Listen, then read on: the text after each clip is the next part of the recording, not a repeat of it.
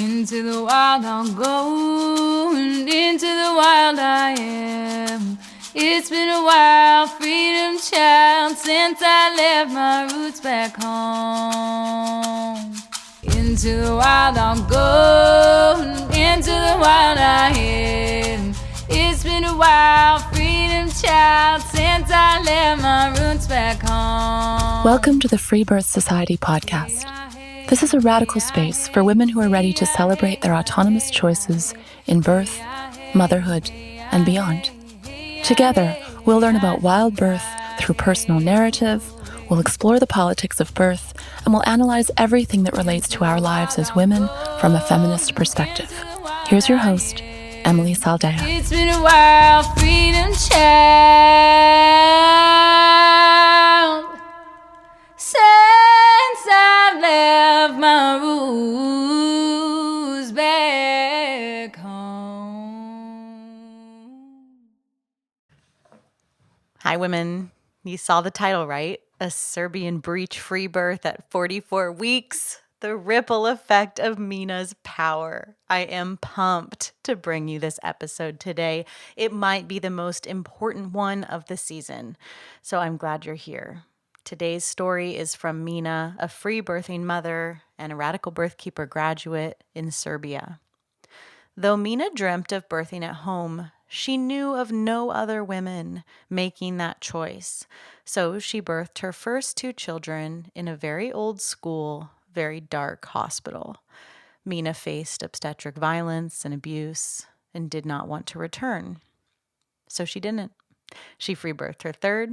When she found herself pregnant as a newly single mother, Mina chose free birth again, this time for her breech baby, born at 44 weeks, surrounded by her sweet children. Mina credits the Radical Birthkeeper School for her deep understanding of sisterhood, through which she has cultivated a blossoming community of women in her country, also creating change. These women are choosing sovereign birth. They are stepping outside of the medical system and into their full power, just as Mina did. Obviously, Mina's choice to free birth is huge, but I'm so struck by the real ripple effect that happens after a woman free births in her community and then devotes herself to sovereign birth work. Mina is truly changing birth culture in Serbia, and it's a really, really big deal. As Sister Morningstar says, what one woman can do, all women can do. And if Mina can do it, you can too. There are just a few short days left to enroll in our only round of the Radical Birthkeeper School this year. So don't wait. Your time is now. Join us. Wherever you are, there are women around you hungry for wise sisters to support them in their sovereign birth choices. Go to radicalbirthkeeperschool.com and become the lighthouse in your community. All right, enjoy the episode.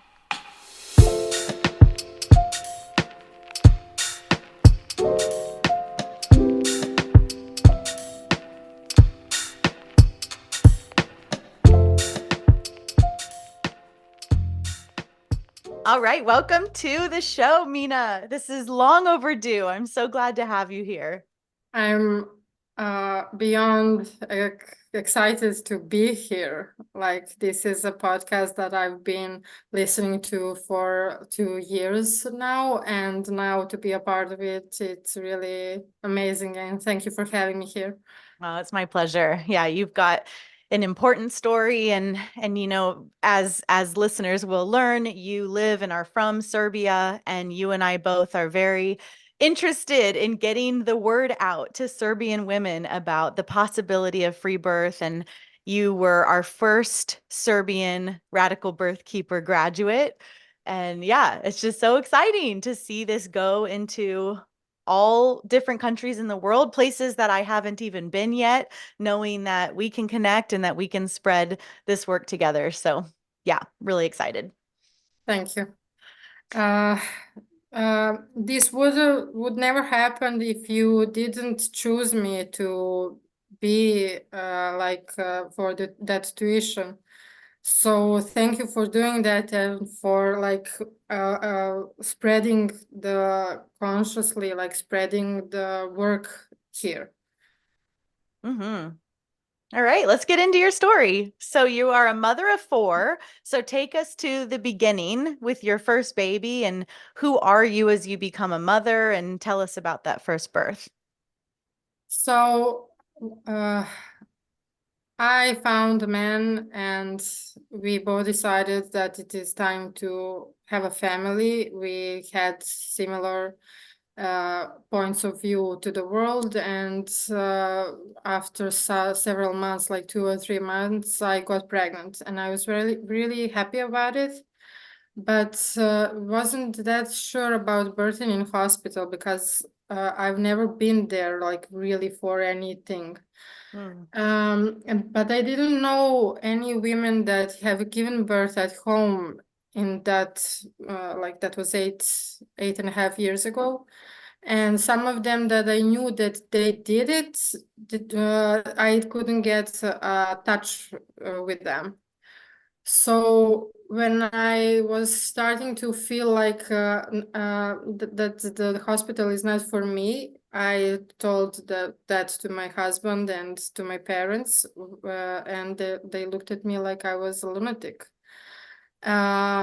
And it didn't happen at home that first time. It was in a hospital with almost everything that they included there, jumping on the belly and all that jazz. And I didn't see my baby for like 12 hours because I had a temperature, and here it's in Serbia, it is very, it's like southeastern Europe. It's not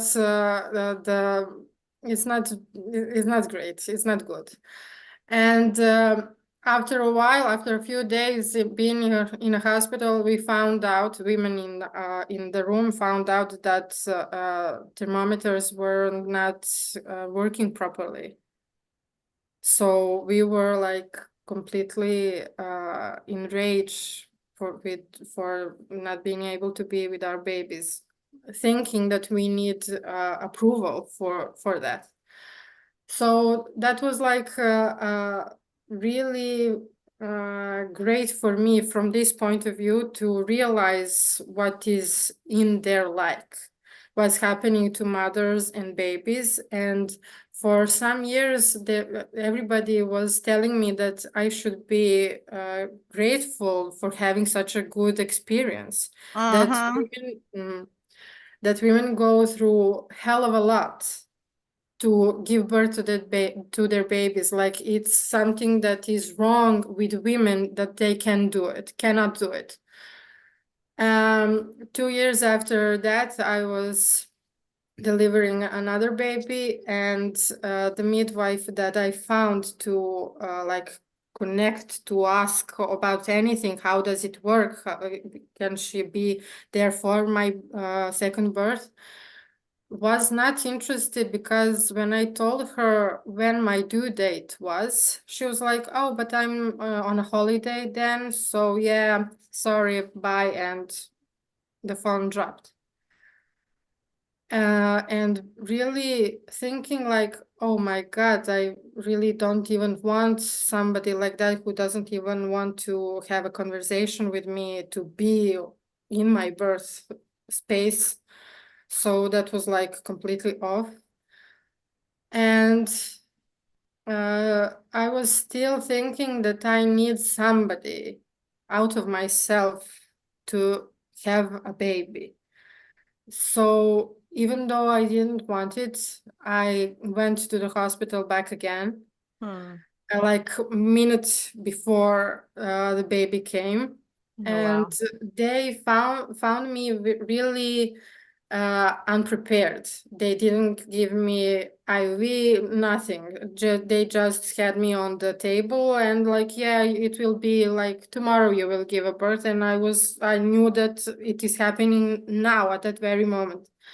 So while baby was uh, crowning, I was really still and trying to be quiet as much as I can.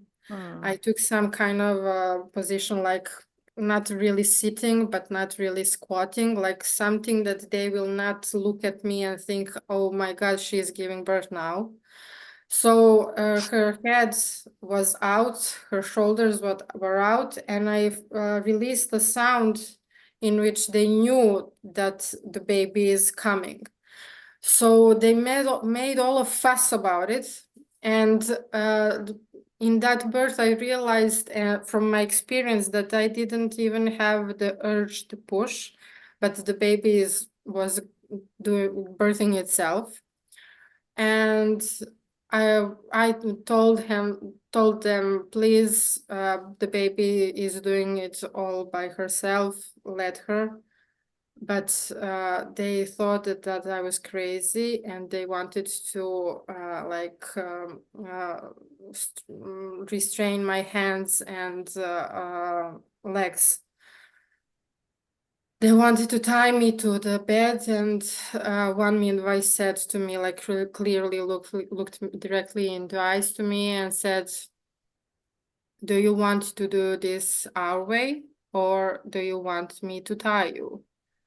And I just laid back, and they pulled the baby out of me. And that was on the only painful part of that birth. And I knew my rights. I knew, and I was like glad that I knew how to battle all other things. And we were back home like 2 days after. Question. And yes. The tying adult women in labor to tables, tell me more about that. Like, is that a normal, common ritual in Serbian hospitals? Like, I know in America, they, in many places, still shackle incarcerated women. They will tether them down. Usually it's women who are prisoners. And then, of course, we could say that almost all women in hospitals are tethered in a way because they have the external fetal monitoring straps and they are Yes. literally leashed. But that's Mm-hmm. different than being tied down. Being leashed and tied are not the same. And so tell me about that, because that's incredibly hardcore, obviously, hardcore abusive. Uh, uh, at the time, I didn't realize what was happening to me. I was like, is this real? Do women experience this? I never heard about something like that. Okay. Yet after the briefing with women, after the briefing sessions with women here, I found out that it's like common thing. Okay. And excuses, if you punch your legs from, you can hurt your baby. Oh, wow. Amazing. Yes, that is Amazing. like we are worried about your baby, and Uh-huh. it's better if you are strapped or tied, and you will not hurt your baby. Woo. I And wonder what material they use to strap a woman to the table. Like, is it it's leather belts. oh my God. On my table, there were leather belts, and I was like, "Oh my God, I didn't even realize they were there."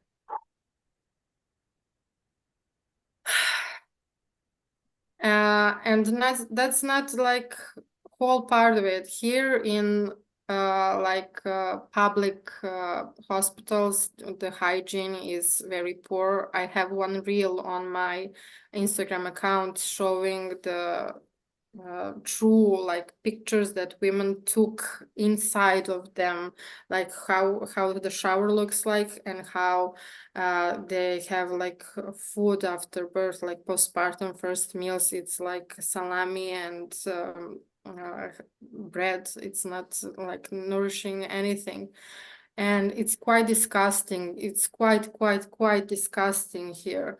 But nevertheless,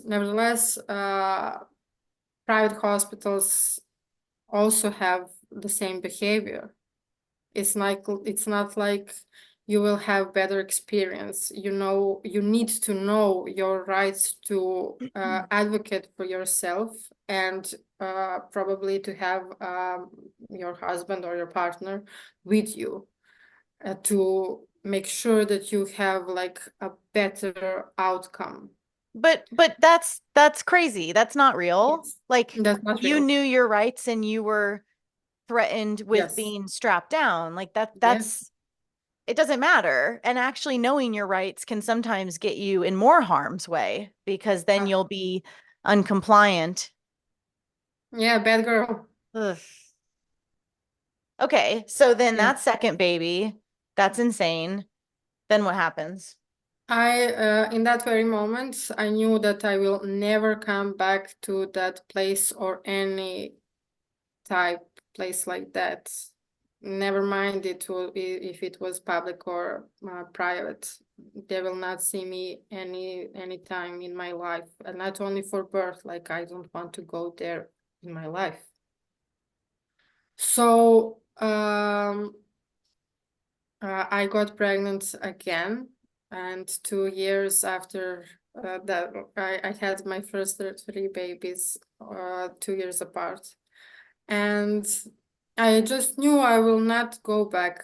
And my husband is like a little hypochondriac kind of type of mentality. And he really needed somebody outside of me to tell him that it is fine to give birth to the baby at home. And uh, some like from his friend's ex-wife was studying to be a midwife, and we got in touch with her, and she like had a meeting with us at our place, and that was a house we were living. It was like a beautiful tiny home, but all other homes in that area were like being torn down, and a lot of tall buildings started to like flourish all around us. So from like tiny home in a peaceful neighborhood was like completely uh, not peaceful at all, and I didn't found myself like private or intimate to birth there. But she came there to see us and told him that, yeah, it is fine, and showed that she will be there, and that I will labor, and that everything will be fine, as she knows how birth works. But she had some kind of like, I don't know if the placenta is on your where your placenta stands. We will see. It's not quite sure. You need to be near the hospital, like 5 minutes away, and all that kind of things. That I was like, but I don't want hospital 5 minutes away from me. I want hospital like 2 hours away from me. I don't want to go there. And that was my thinking. I didn't say that to her. I saw her as a way uh, to have somebody to speak to my husband that is like, I'm not the only one speaking my mind, but there is one person also that is like more in expertise from me in his point of view, and that she will be there with us. And time was like ticking, and I didn't pay much attention to the due date or any of those things. But like 10 days before the due date, a landlord of that house told us that we have to go, that some other his relatives will start living there. Oh my God. And I was like, oh my God, this is so good. This Mm, is so good. I will not give birth here. all right. I couldn't like explain to my husband that I don't want to be there, and that I wanted somewhere else to be, because there was very convenient. We were used to our community there. We had a lot of friends, and 5 days prior the term, we found a house, and it was like the perfect place. The bathtub was large, and I was like, yeah, this is it. And I knew that I was in tune with that divine, and that I just I had like I just let go. I was really in calm, in peace, and those 5 days I took to uh, settle in, to nest. And my two first kids were at my parents' house. And And so was the setup that this midwife was going to attend you, or were you already planning to free birth with this third? I was planning to call her, and I in that night I felt the nerves in my lower back completely. The sensations was like a stabbing in the back, and I knew, oh my God, yeah, tomorrow I will give birth. And in the morning, I felt sensations, but not like something is rapidly happening, but that sometime maybe during the evening or tomorrow during the day, the baby will come.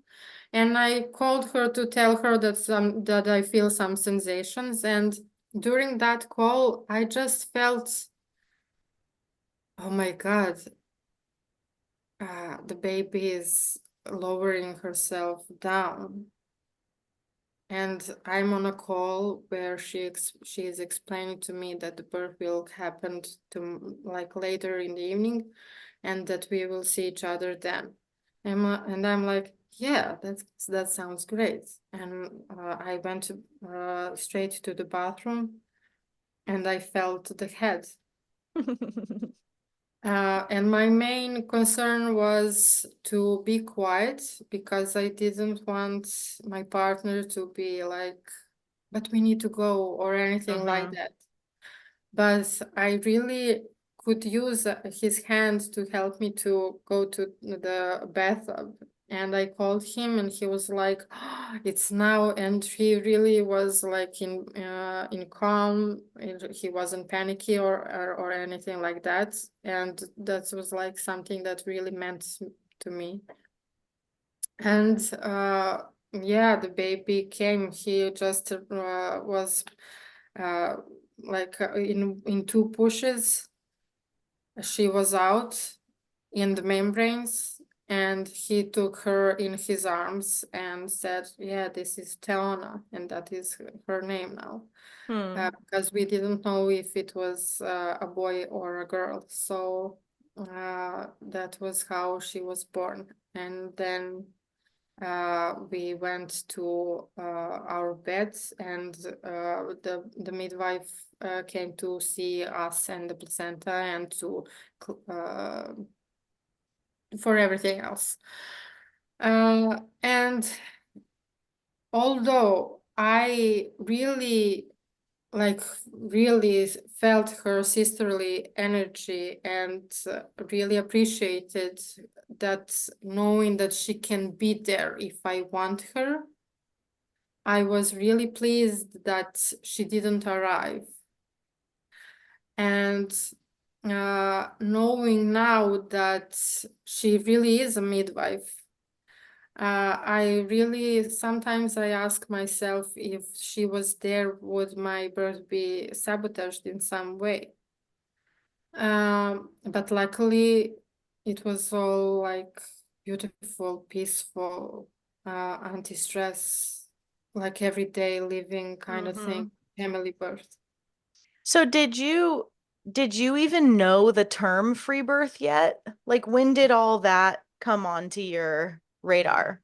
No, I thought that every home birth is just a home birth, Okay. and I called it like a family birth because it Mhm. was like Yeah. that.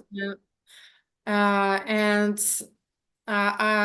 like 2021, I saw like some like posts from Yo, something about pandemic.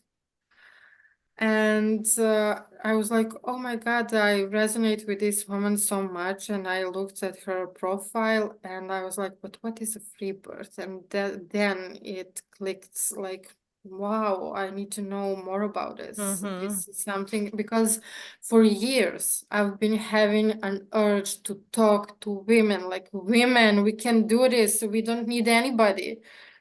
Like we can give birth at home or wherever, like in the woods, who cares? We can do this and it is like the best life experience. Like why isn't nobody saying this? Mm-hmm. And here in Serbia, I know really a lot of women that have had some like one or two or three home births, but they are not spreading the word that much because it's like incognito kind of thing. Mm-hmm. It depends on from woman to a woman, but that kind of energy is there. And I really felt like for years that something is off with me. And then listening to you and then finding out about you really like made my day because I felt that I'm not alone and that's my Mm-hmm. thoughts. Like I was you were framing things in a way that I was only thinking about. Mm-hmm. And I was like, yeah, I will in some way I will be a part of this. And I knew that I didn't want to be a doula. Because I was asking myself like, but why would I do like this weekend kind of workshop just to end up being like an escort to the hospital again? And I didn't even go to this workshop and I had my home birth. So what's the catch there? Mm. And yeah, this opportunity to learn from you was like the best thing that ever happened for me. Like Mm. truly. So what is the midwifery climate in Serbia like as you understand it? What it like, are there many? Are they registered? Like what's the deal with medical midwifery? And are there underground midwives? Like I know about three midwives. Two of them I know personally, and I have like respect for them, for all of them. But that third I don't know personally. I have respect for them because they, in their own like faith, do the best that they can. But I know them from that personal like woman to woman uh, kind of way. So I try not to get into what are you doing and what I am doing with women. But from what women have shared with me, I understand that even in their best ability, they are not allowing women to birth freely, like undisturbed, like Of course. from their own power. So, I mean, three midwives is not very many. So, are these three midwives super busy? Yes, they are super busy and they are not only here in Serbia, some of them travel to other countries on Balkans and Mm-hmm. as I understand, one or two in Slovenia, then they are like traveling mainly to Croatia. Mm-hmm. Um, and yes, they're very super busy and that's it. Mm-hmm. Okay. So then you take RBK, and aren't you pregnant with your fourth during it or towards the end? Like in the yes, towards the end, I found out that I was pregnant with my fourth, and that was in a very specific time in my life because I was like splitting with my partner. Ah, And- yes, that's a and big deal. Yeah, that was a big deal. And for I really didn't know what to do about it. So I was crying a lot, being in a victim mentality completely, and was like, but what can I do? What will I do? I will go to live with my parents until I get along, and but will I like keep this baby or not? And I was like not knowing, not being sure of what will be. And thankfully, the women from the breakout group hold the space for me Hmm. and really listened to me. And that was like, with that breakout group, I really had the opportunity to see how it is to be given to express and to be yourself without like being on your part of the team, like, yeah, you can do it, not as a friend but as somebody who is uh, objective about everything, and to be given such great questions. And intuitively I felt that I could use help from a plant ally, and I did. It was a beautiful experience, and it was morning. My partner was with our kids. I made some pancakes, and I was like melting and crying, like, of course, I will give birth to this baby. Hmm. And he told me that he had a dream that there was a heartbeat, and that he knew that the baby wants to come, that the baby wants to be born. And I was melting on a sofa, and all of my children came to me and asked me several questions like, Mother, do you need anything? How are you feeling?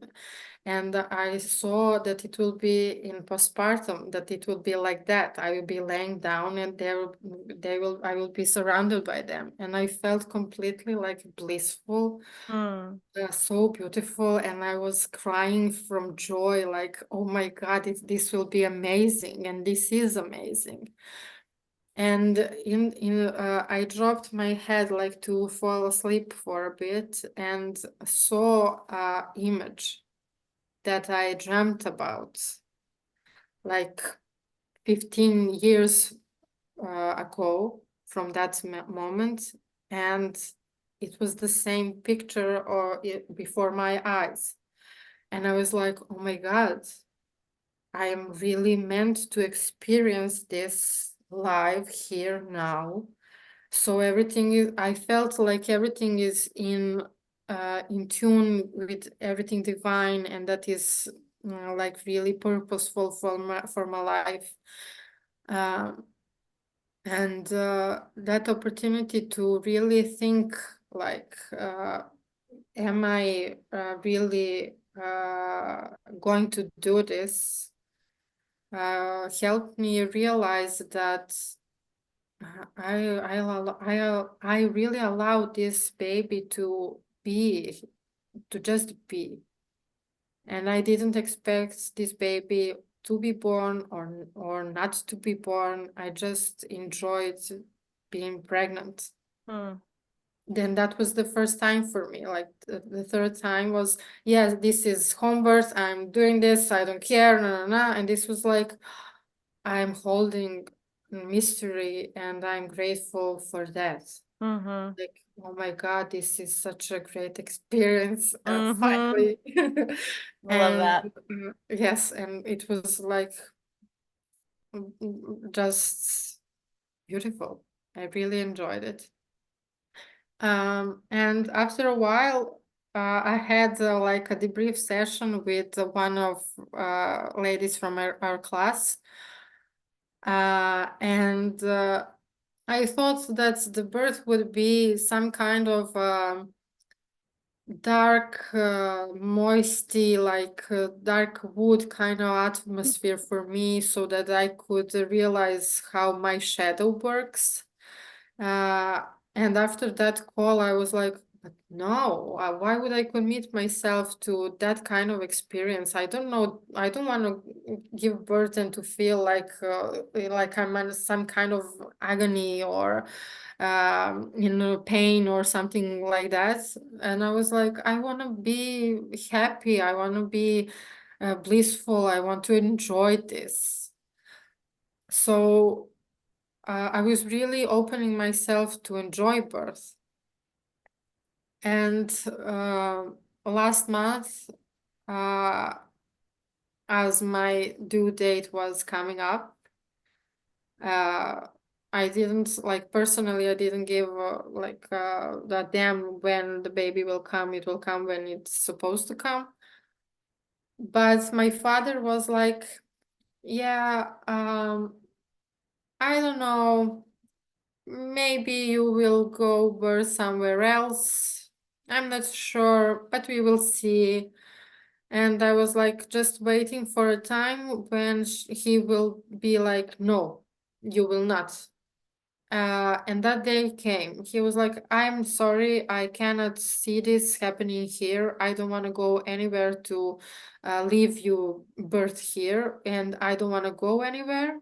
But because he is like very, uh, he's very like, how can I say this, Balkanic, What's very. the word? But here I live in Balkans, Oh, so gotcha. it's really how men usually think about birth. Wait, so when you were pregnant with this fourth baby, you did split from the partner and then you Yes, did go live with your parents? yes, and I was Okay. committed. I really accepted being like a single mom of four babies, four children. And he really didn't want me to birth at his place. And that was great because I didn't really completely felt like in at home there or welcomed there Hmm. as me and as a mother of three and becoming four.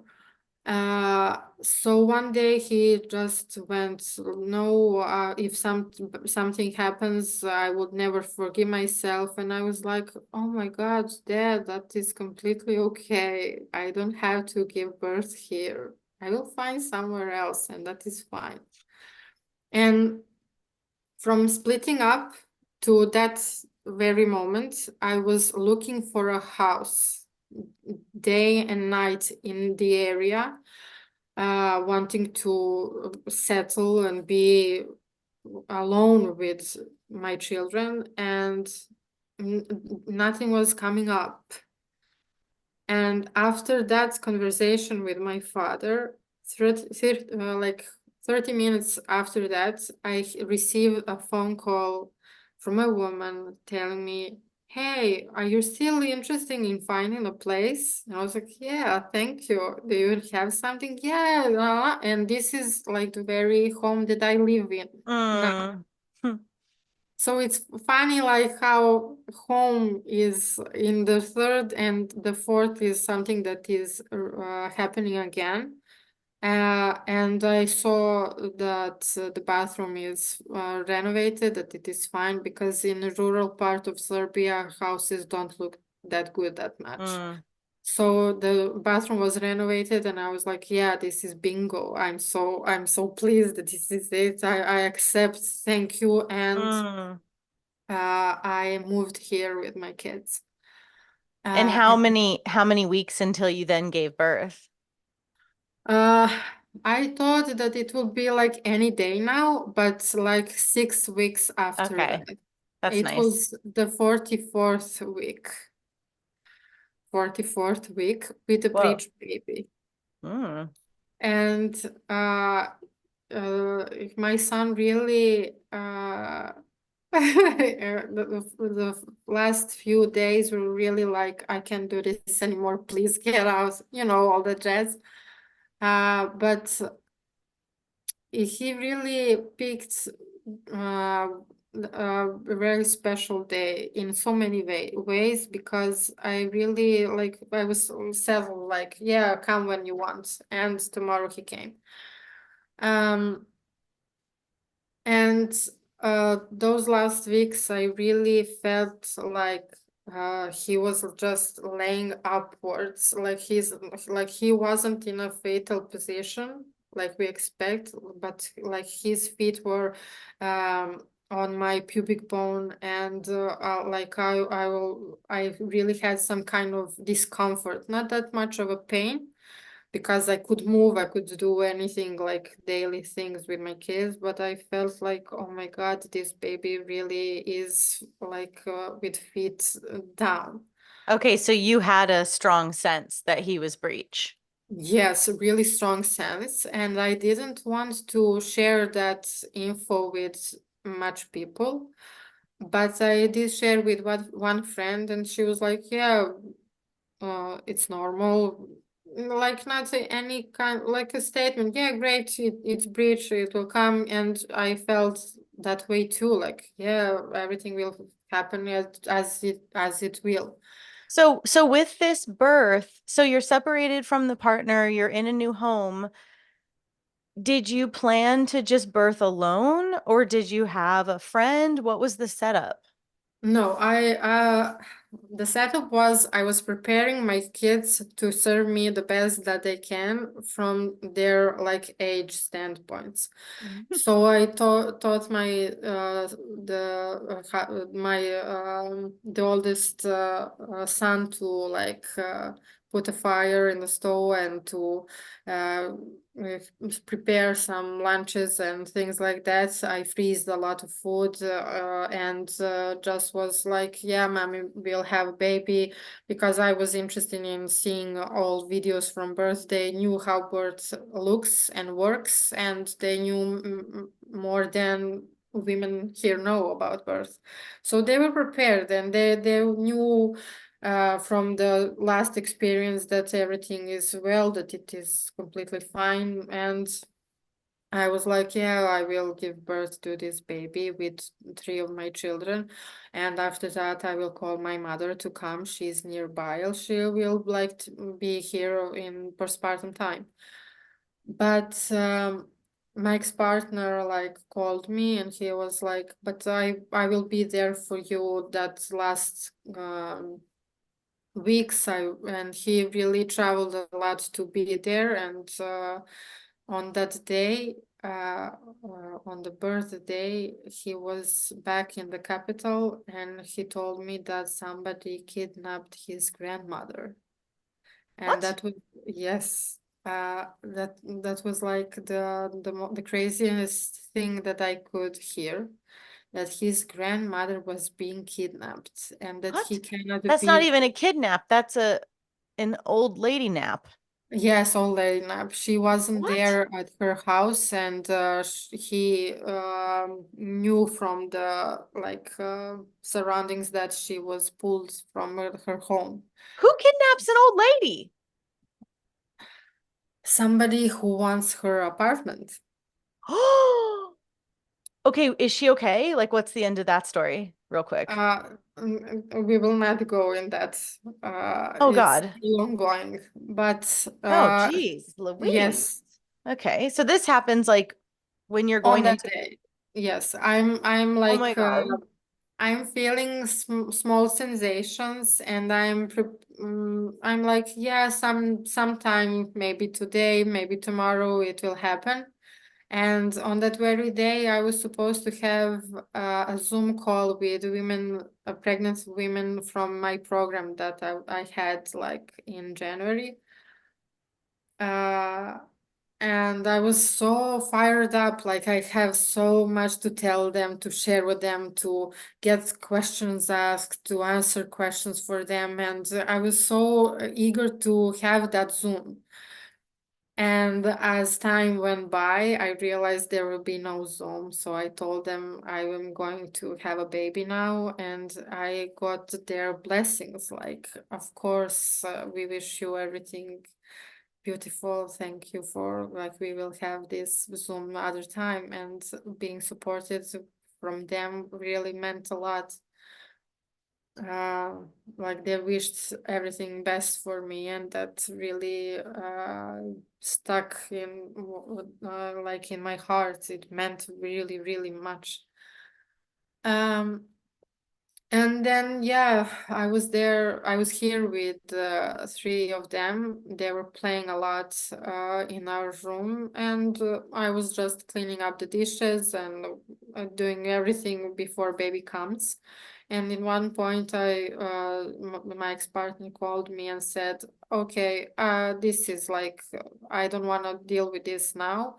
I will come there and see you soon."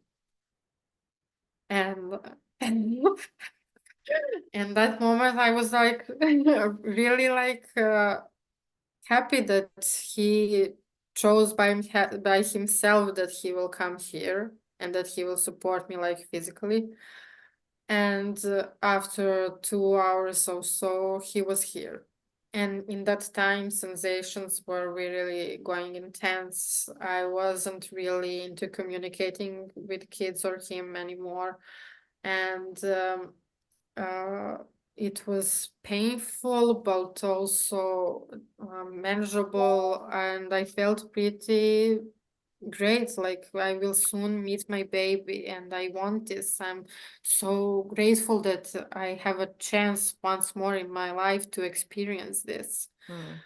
And in some points, the sounds my children were uh, having from their play, really, that frequency, like it was like kind of stabbing me in the back. It was so much painful that I couldn't bear that anymore. So I grabbed a small lamp and went to the bathroom and set up there like a beautiful, intimate kind of setting. It was really beautiful for me. And because it was January, I took some kind of rope with tassels, and it really, not rope, but bathrobe with tassels, and it really gave me like impression that I'm like a Native American woman with a fire in a belly.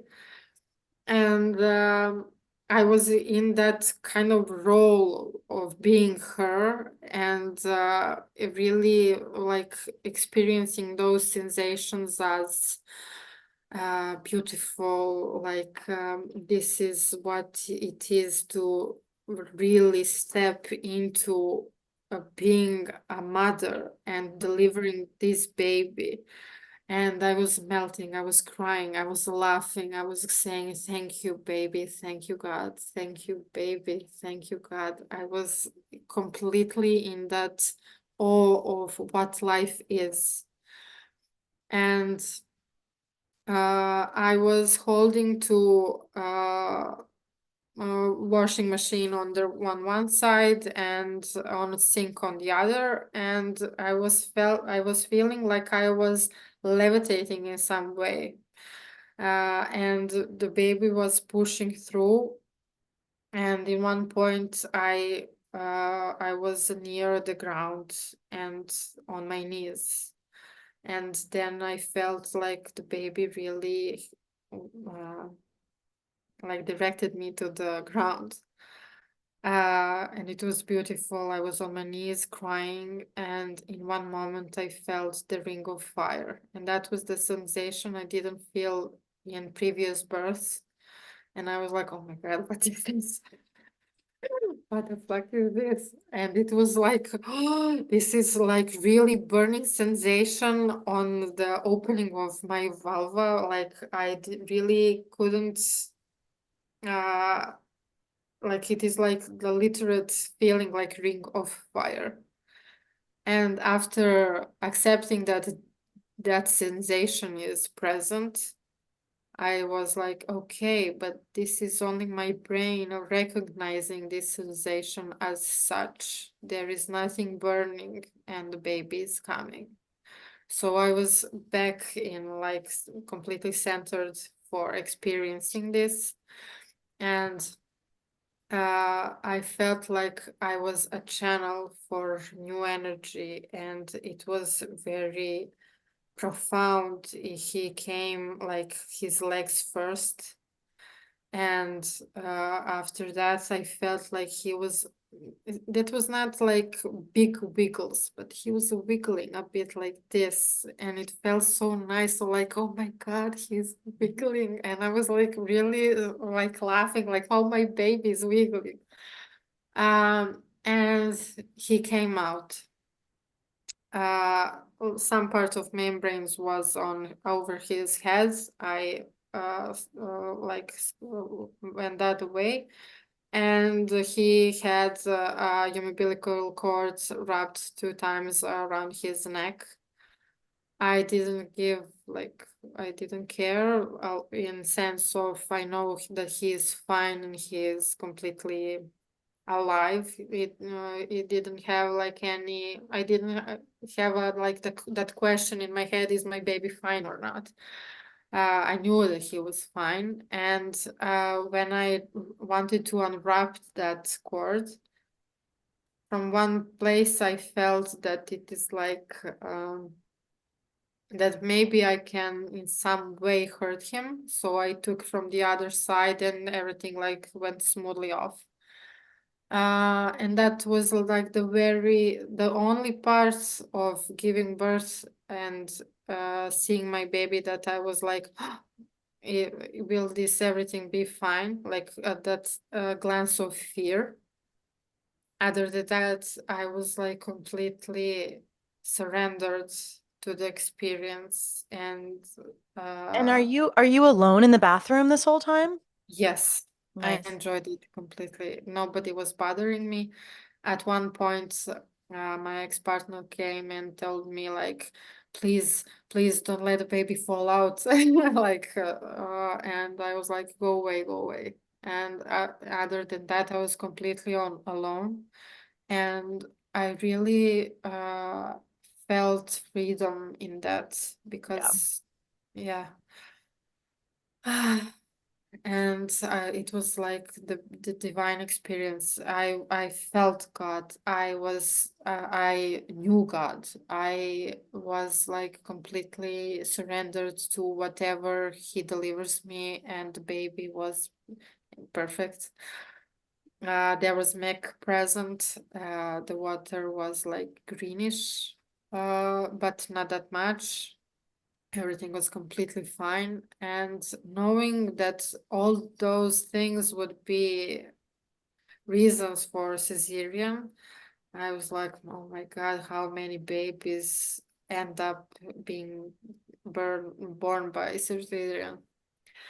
And after that, I took my baby and was like calling my kids and Andrea to come here to the bathroom, but they didn't hear me.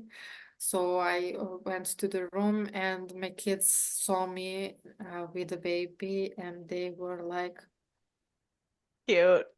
Mom, this is a baby. It's here, Mom. And my oldest daughter, the she was like really in awe that there is a baby, and like hour before I was pregnant. Mm-hmm. And although she wanted to witness how it looks for a baby to come out and to be born, I really wanted this to be mine and baby's Yeah. experience.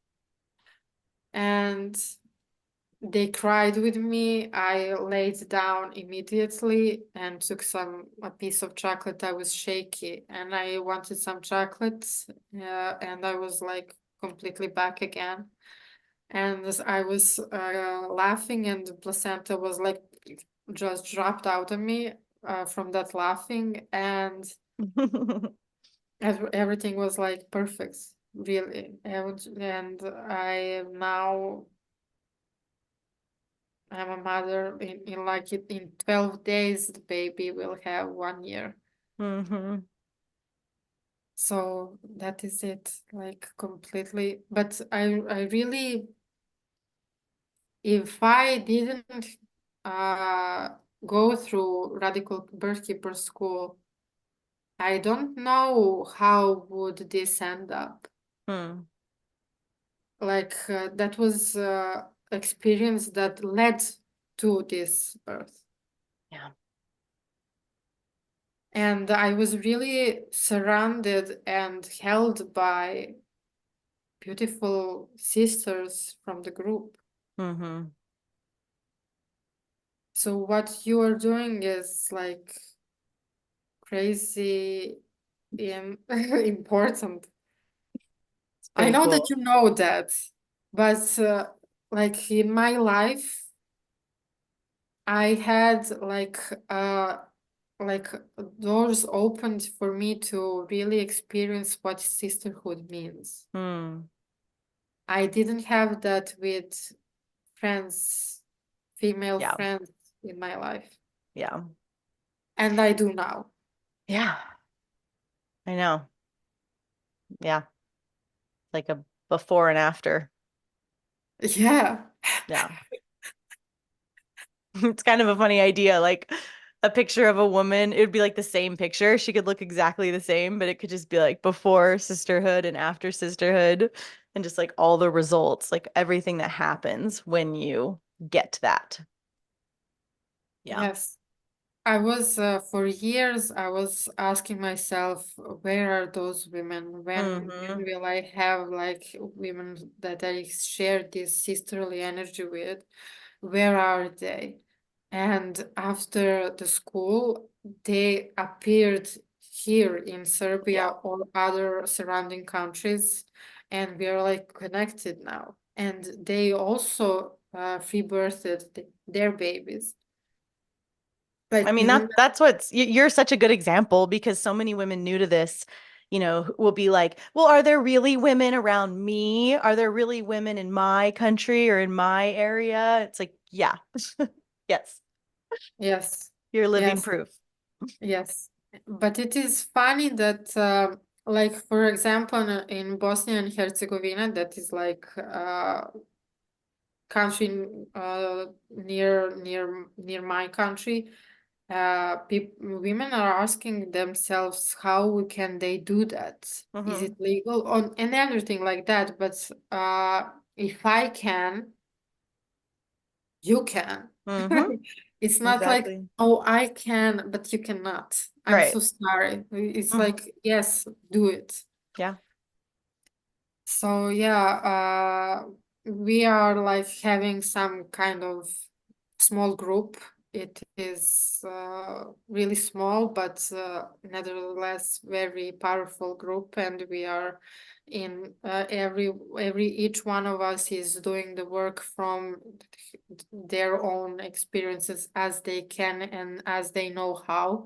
And the best thing that I witnessed is that a friend that pre-birthed a baby in May that I was serving, like I was coaching to do, was like a birth keeper for her friend several months ago.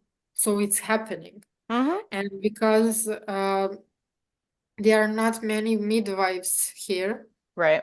some doulas are like, yeah, I know that there is no hierarchy here. I'm stepping away from the doula kind of role, and Mm-hmm. they're with only what they have going, like in integrity to serve women. So it's happening in a way that it is really expanding, and I'm grateful to be a part of it. Some women know that they can come to me and seek guidance, and I do that for them.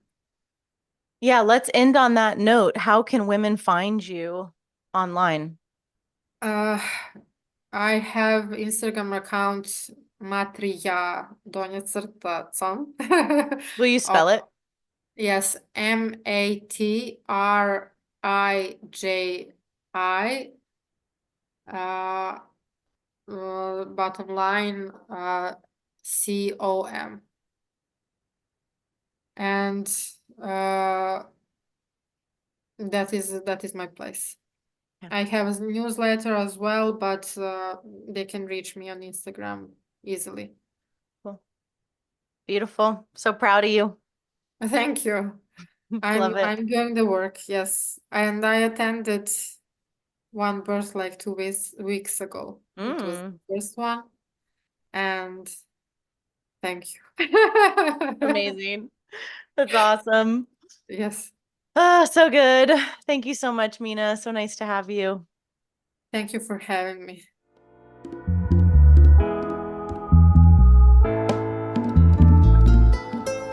I hope you enjoyed the show today. You can support this podcast by donating to it on freebirthsociety.com and leaving an awesome review on whatever platform you listen on.